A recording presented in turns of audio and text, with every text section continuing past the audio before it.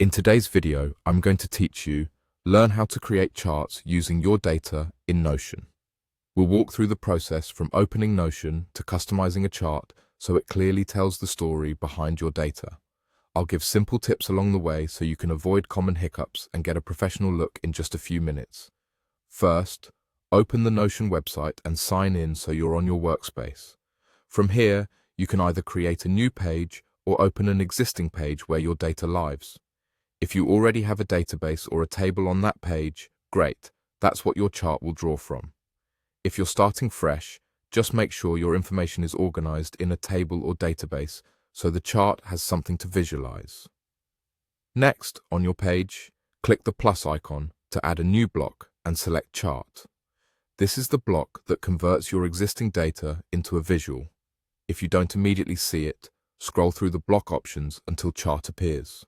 Once the block is in place, you'll be prompted to connect it to your data source on the page. Now, give your chart a clear, descriptive name. Naming is more than a label. It helps you and your teammates quickly understand what the chart represents. Use a name that reflects the metric, time period, or data set, like monthly sales trend or tasks by status. You may see a message saying the free chart limit has been reached and you need to upgrade before adding another chart.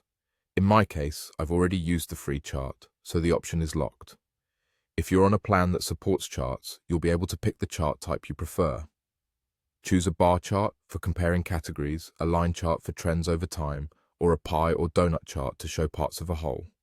Match the chart type to your data so the insight is immediately clear. Once you've selected a chart, feel free to customize everything. Adjust which properties or columns are included, set filters to focus on a specific segment, and choose sorting so your most important items stand out.